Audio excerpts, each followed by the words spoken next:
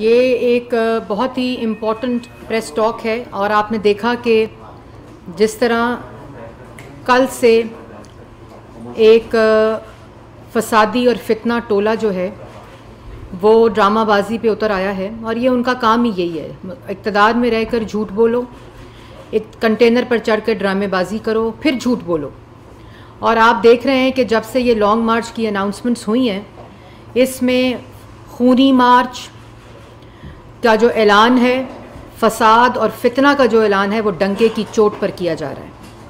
और इस पर आज वफाकी हुकूमत ने और पंजाब हुकूमत ने जो फ़ैसला किया है कि एक तो स्टेट की रिट के ऊपर कोई कॉम्प्रोमाइज़ नहीं होगा, शहरियों की जो हिफाजत है और जो यहाँ जितने ताजिर कम्युनिटी है, जो स्मॉल बिजनेसेस हैं, उन सब की हिफाजत, स्कूल्स के बच्चे बच्चियाँ, उन तमाम की जो हुकूमत पर और रियासत पर जो हिफाजत की ज़िम्मेदारी है और फ़र्ज़ है, उसको मुकम्मल तौर पर निभाया जाएगा।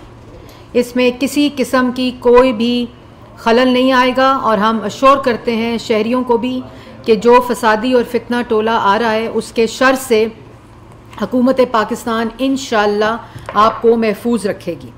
सबसे पहले तो मैं जो कांस्टेबल की कल शहादत हुई है और आपने देखा कि आज वज़ीर आला पंजाब वहाँ गए भी हुए थे। एक तरफ एक शख्स जो फितना, फसाद, इंतशार, अफरा तफरी फैलाने के ऐलानात कर रहा है, उन्होंने कंडेम तक नहीं किया, इस अफसोसनाक वाक़ये की मज़म्मत तक नहीं की कि कल एक पुलिसमैन जो इनकी हिफाजत के ऊपर था और क्या था कि उनके अपने जो ओहदेदार हैं उनके घर गए, पुलिस उनके घर के बाहर थी और छत से ओपन फायर की गई। और यही वो साजिद बुखारी साहब हैं जो इनके टिकट होल्डर हैं, सजाद बुखारी साहब, और वो इनके ओहदेदार हैं। उनके घर से ये फायरिंग छत से हुई और एक शहीद पुलिसमैन जो हैं वो शहीद हुए, जिनके 5 बच्चे छोटे छोटे। आप एक कॉन्डमनेशन तो करते, लेकिन जहनियत जब फाशिस्ट हो, जहनियत जब फसादी हो, जहनियत जब फितना वाली हो और मुल्क के अंदर इंतशार फैलाने का मकसद हो, तो फिर किस बात की कॉन्डमनेशन की जाए। मैं उसकी शदीद मजम्मत करती हूँ और मैं ये भी कहना चाहती हूँ कि तमाम पुलिस अफसरान, लॉ इन्फोर्समेंट एजेंसीज़, तमाम अहलकार जो हैं वो इस वक्त पाकिस्तान के शहरियों की हिफाजत के ऊपर उनकी ड्यूटीज़ लगी हुई हैं और वो इसी तरह पाकिस्तान की जो शहरी हैं उनकी हिफाजत करते रहेंगे। हम उनको सलाम पेश करते हैं, खराज तहसीन पेश करते हैं। एक शख्स, आपको याद है, इस वक्त आपकी स्क्रीन्स के ऊपर वो क्लिप्स चल रहे हैं जो 2014 में जब ये शख्स ऐलान करके आया कि मैं पुरअमन रहूँगा, जिनका नाम इमरान खान साहब है, जो उस वक़्त कंटेनर पर चढ़े रहे। और वो ऐलान ख़ास तौर पर उस वक़्त हुआ जब मुल्क के अंदर CPEC आ रहा था, प्रेसिडेंट शी ने आना था, मुल्क के अंदर पाकिस्तान की आवाम के लिए रोज़गार का जो मौक़े हैं वो आ रहे थे, मुल्क के अंदर मंसूबे आ रहे थे, मुल्क के अंदर एनर्जी के मंसूबे आ रहे थे। और ये वो तरक्की की का मौका था, वो टर्निंग पॉइंट था जिस वक़्त इमरान खान साहब ने ऐलान किया कि वो पुरअमन लोगों को लेकर आ रहे हैं। लेकिन उसके बाद पाकिस्तान की आवाम ने देखा कि जब वो गुंडे और जत्था गुलेले लेकर, कुल्हाड़ियाँ लेकर यहाँ 126 दिन बैठा रहा और उनके जो अमाल थे वो आपकी स्क्रीन्स पर हैं। उन्होंने क्या क्या किया? उन्होंने पार्लियामेंट पर हमला किया, सुप्रीम कोर्ट के बाहर गंदे कपड़े लटकाए, उन्होंने PTV के ऊपर हमला किया, रियासती अदारों के ऊपर हमला किया, उन्होंने सिविल नाफरमानी की खुले आम कॉल दी, उन्होंने बिजली के बिल जलाए, उन्होंने मुंतखब वजीर आजम को गले से घसीट दो के नारे लगाए, पुलिस वालों के सर फाड़े, पुलिस वालों के ऊपर हमले किए, जो वो पूरी रेड जोन के अंदर जो उनकी हिफाजत के ऊपर लोग रखे हुए थे उनके ऊपर हमले किए, पुलिस वालों के सर फटे। जो वहाँ शहरी थे, जो पार्लियामेंटेरियंस थे, वो अपनी पार्लियामेंट में सीधे दरवाजे से नहीं जा सकते थे। 126 दिन इस्लामाबाद में कोई बिजनेस, कोई स्कूल, कुछ नहीं हुआ, क्योंकि एक जत्था जो था उसने हमला किया हुआ था और वो मुसल्लत था और उसने कब्जे में लिया हुआ था डी चौक को।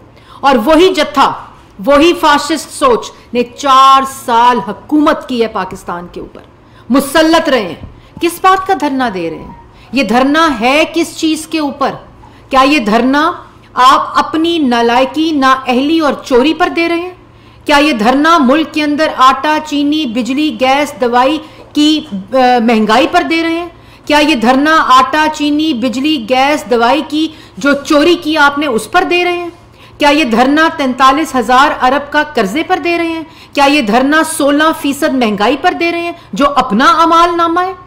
ये धरना है किस चीज का? अगर इलेक्शन का धरना है तो इलेक्शन आप 1 महीना पहले 11 अप्रैल तक वजीर आजम थे, आप इलेक्शन कॉल करते, आप इस बात के इंतजार में थे कि आपको इत्तेहादी नहीं छोड़ेंगे, इसलिए आपने इलेक्शन कॉल नहीं की। और जब अदम एतमाद हार गए तो उसके बाद आपने असेंबली तहलील की, जो फाजिल जजेस सुप्रीम कोर्ट ने उसको बहाल किया और डिप्टी स्पीकर की गैर आईनी रेजोल्यूशन को रिवर्स किया। आप इस बात के ऊपर धरना दे रहे हैं। और आज खूनी मार्च होगा, मैं आ रहा हूं, जो जिस किस्म के जत्थे और इंटेलिजेंस की रिपोर्ट है कि इनके ये आर्म्ड लोग हैं। कल एक पुलिस वाले को गोली लगकर शहीद किया गया और कोई कॉन्डमनेशन नहीं। ये इनका मकसद है, ये इनके खुल्लम खुल्ला ऐलानात हैं। और कोई भी मार्च जो खूनी हो, कोई भी मार्च जो फसादी हो, कोई भी इजहार राय जो मुल्क के ऊपर और शहरियों के लिए खतरा हो, जो शहरियों की जानो माल के ऊपर खतरा हो, वो किसी किस्म की कोई आइन उसकी इजाजत नहीं देता, कोई जमहूरियत उसकी इजाजत नहीं देती। क्योंकि इनका मकसद अगर फितना फैलाना ना होता, अगर इंतशार फैलाना ना होता, अगर फसाद फैलाना ना होता तो ये इस्लामाबाद से निकलते। ये पेशावर से क्यों निकल रहे हैं? पेशावर के वसाइल को हुकूमती इस्तेमाल करके। और जिसमें सबसे बड़ी खतरनाक बात है कि ये खैबर पख्तूनख्वा की पुलिस को लेकर जो चीफ मिनिस्टर हैं, और यहाँ जब ये पंजाब पुलिस और इस्लामाबाद की पुलिस के साथ मिलेंगे तो जो गुत्थम गुत्था होंगे वो लॉ इन्फोर्समेंट एजेंसीज और पाकिस्तान की पुलिस होगी। ये वो फसादी, ये वो फसाद चाहते हैं मुल्क के अंदर, ये वो इंतशार चाहते हैं जिसकी जबान पुरअमन नहीं है, जिसकी जबान शर अंगेज है, वो किस तरह पुरअमन मार्च करेगा।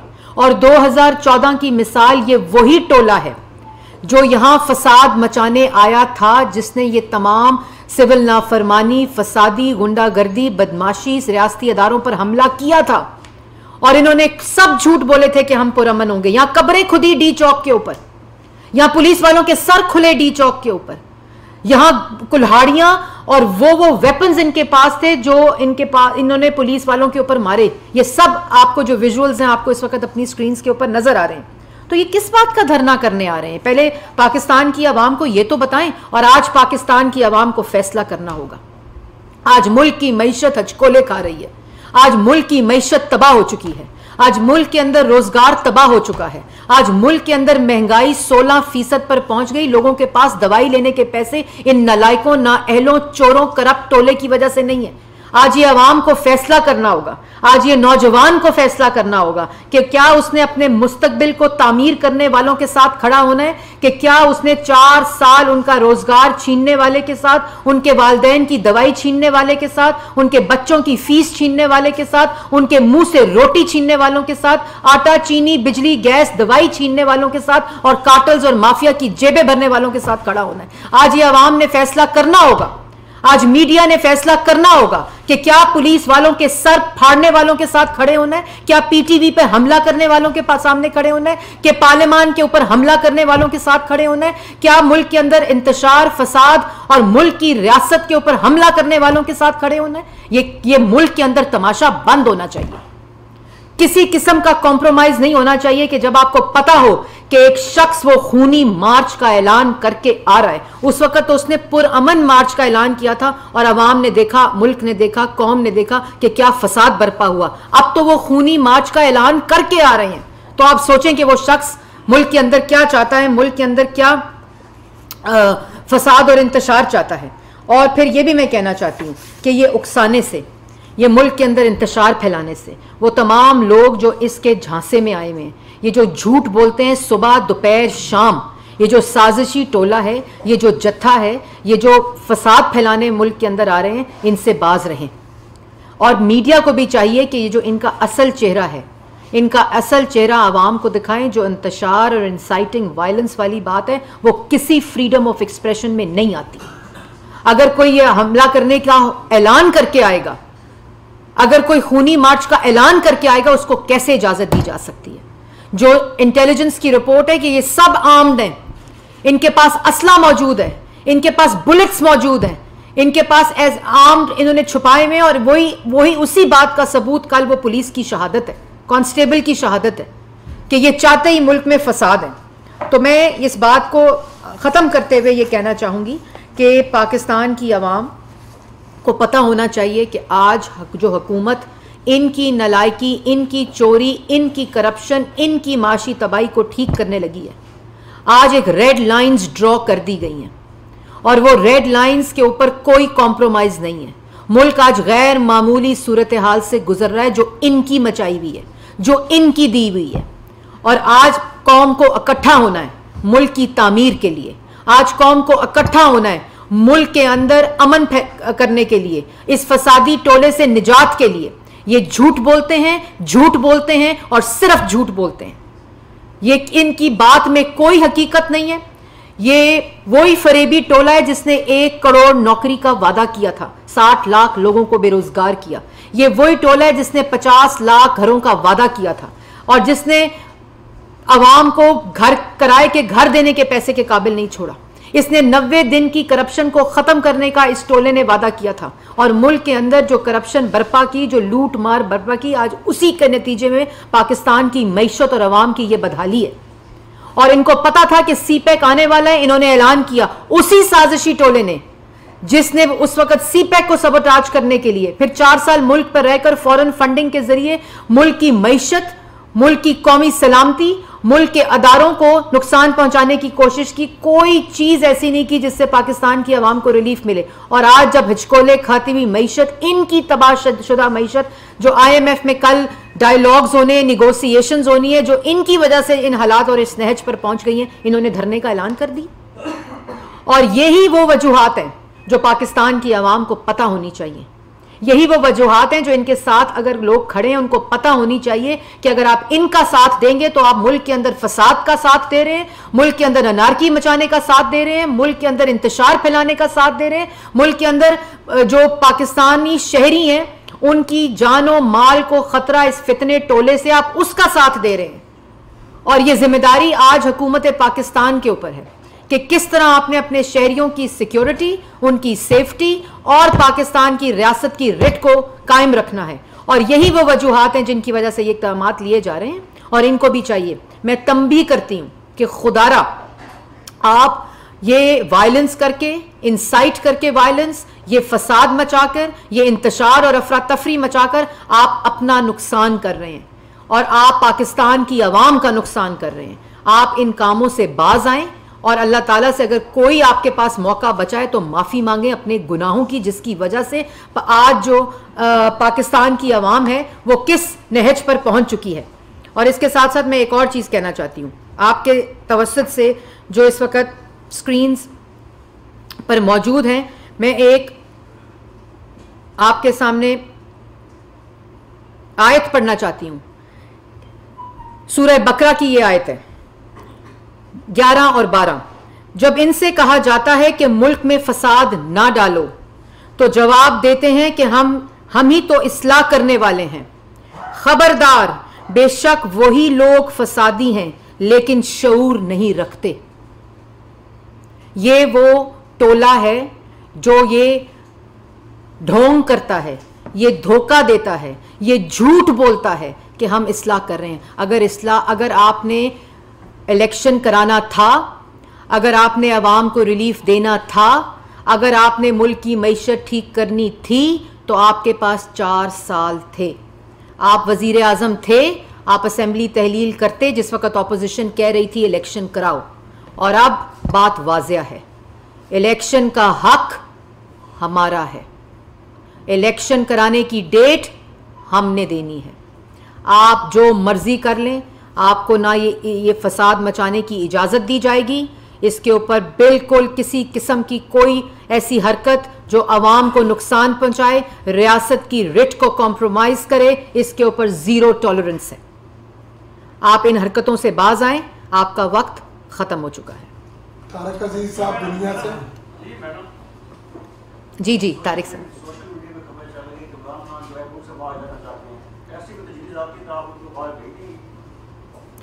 देखें, पहली बात तो ये है कि जब भी इन्होंने कुछ करना होता है तो ये सोशल मीडिया का सहारा लेते हैं और अफवाह मचा देते हैं।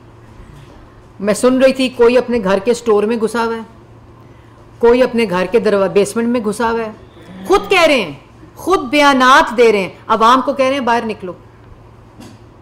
जहां फसाद मचाना है, जहां इंतशार करना है, जहां गुंडागर्दी करनी है, जहां बदमाशी करनी है, वहां कह रहे हैं बाहर निकलो, और खुद घरों में निकले ना बाहर। आपको याद होगा 2014 के सिटअप्स, जब बाहर अवाम को कहा जा रहा था बाहर आओ, तो यहां वर्जिश हो रही थी। इमरान खान यही वही शख्स है, ये लोगों को कहता है बाहर निकलो, उनको इस्तेमाल करते हैं, फसाद मचाते हैं, ये गुंडागर्दी करते हैं। और अभी इस वक्त जो सबसे खतरनाक खेला खेला जा रहा है, जो खैबर पख्तूनख्वा की पुलिस को इस्तेमाल करके, वसाइल को इस्तेमाल करके जो गुत्थम गुत्था ये करने जा रहे हैं रियासती अदारों की, 2 पुलिस जो पंजाब, इस्लामाबाद और खैबर पख्तूनख्वा की है, ये वो खूनी खेल खेलने जा रहे हैं। लेकिन हम लोग तैयार हैं, बिल्कुल शहरी परेशान ना हो, हौसला रखें।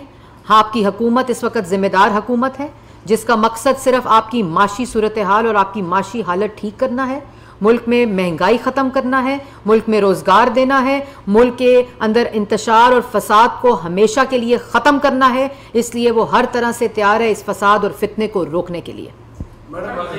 सरदार अमीर साहब न्यूज़ 1 मैडम ये बता दें कि जिस तरह एक शहादत हो गई, पुलिस सरकार जो है वो इस सारी सूरत में, अगर कल फिर यही सूरत होती है, सदम होता है, क्या गिरफ्तारियों की भी कोई प्लान गवर्नमेंट के पास है? और अगर ऐसा करेंगे, कानून को हाथ में लेंगे, तो किस हद तक गिरफ्तारियाँ होंगी, इसका क्या प्लान तश्कील दिया गया? मैंने जी आपको बड़ा वाज़ेह, राना सनाउल्लाह साहब ने, पूरी काबीना ने आके यहाँ जो प्रेस टॉक की है, और मैंने भी बड़े वाज़ेह तौर पर बता दिया है कि जिस हद तक ये जाएंगे उसी हद तक जाकर इनको रोका जाएगा। ये अगर समझते हैं कि ये बंदूकें लेकर, कुल्हाड़े लेकर, गुलेले लेकर, बुलेट्स लेकर पुलिस वालों के सर फाड़ने आ रहे हैं, ये जत्था अगर अवाम पर हमला आवर होने आ रहा है, अगर ये फसाद मचाने आ रहा है, अगर ये और ऐलान करके आ रहे हैं, आप ये देखें कि ऐलान करके आ रहे हैं कि हम ये करने आ रहे हैं, तो फिर इनको हर हद तक रोका जाएगा।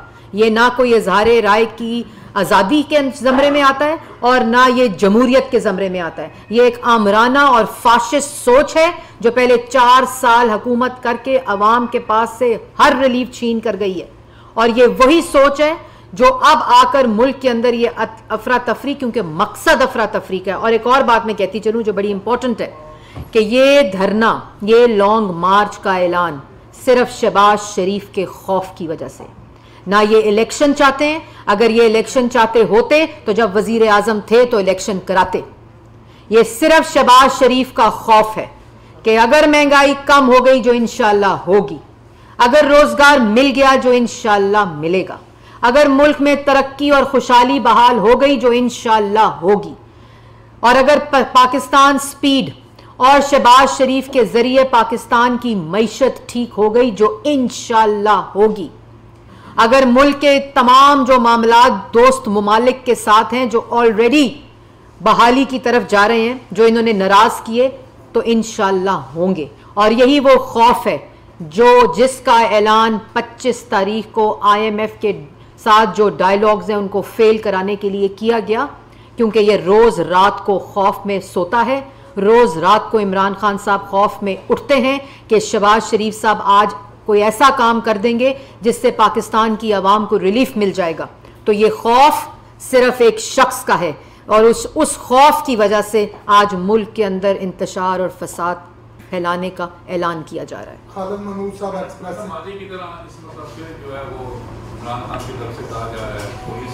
स्टार्ट कर, बस ये लास्ट क्वेश्चन है। हाँ जी मैडम, माजी की तरह जो दोबारा से कहा जा रहा है पुलिस को, कि वो अहकामात पर अमल दरामद ना करें, माजी में इमरान खान ने यही कहा, अब फिर यही कहा जा रहा है, तो इसके ऊपर आप क्या कहेंगे? दूसरा, जो कैबिनेट में आज छुट्टी का कोई डिसीजन था वो हो गया कि नहीं? देखिए जी, कैबिनेट के अंदर बिल्कुल आज ये डिस्कशन हुई है और अभी उसके ऊपर फैसला हो जाएगा जल्द, लेकिन अभी कोई हतमी उसकी शक्ल नहीं आई। लेकिन दूसरी बात मैं इंपॉर्टेंट आपके साथ करना चाहती हूँ जो आपने की, कि आप जानबूझकर अदारों को अपनी गंदी सियासत में घसीटते हैं।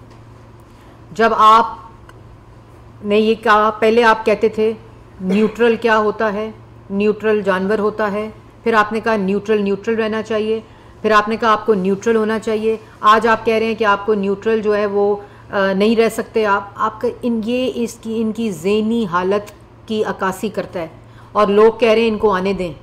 ऐसे शख्स को जो सुबह क्या कहता है, दोपहर को क्या कहता है, शाम को क्या कहता है, रात को सोते वक्त क्या कहते हैं, सुबह उठते वक्त क्या बात करते हैं, ऐसे शख्स की ज़हनी हालत जो है वो इस 4 साल मुल्क पर मुसल्लत रही है। और वही ज़हनी हालत को कैसे आने दिया जाए, वो क्या कर लेगा, ये मतलब अल्लाह ताला महफूज रखे सबको इनके शर से। इसी वजह से ये इक़दामात किए जा रहे हैं और पाकिस्तान की आवाम को इनके शर से महफूज रखा जा रहा है। Thank you.